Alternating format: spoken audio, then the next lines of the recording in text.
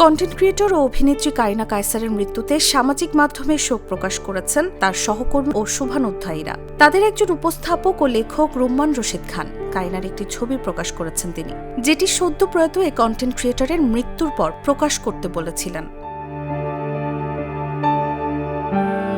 গতকাল শুক্রবার দিবাগত রাতে কারিনার মৃত্যুর পর সে ছবি প্রকাশ করেন রুম্মান। সাদা কালো ছবিটিতে কারিনার দৃষ্টির রাস্তায়, মুখে এক চিলতে হাসি।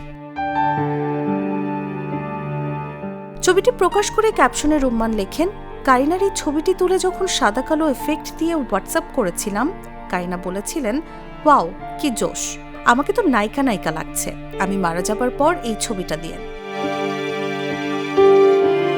লিভার সংক্রান্ত জটিলতায় মৃত্যু হয়েছে কারিনার। গতকাল শুক্রবার ভারতের চেন্নাইয়ের ভেলোরে অবস্থিত খ্রিস্টান মেডিকেল কলেজ হাসপাতালে চিকিৎসাধীন অবস্থায় শেষ নিঃশ্বাস ত্যাগ করেন তিনি।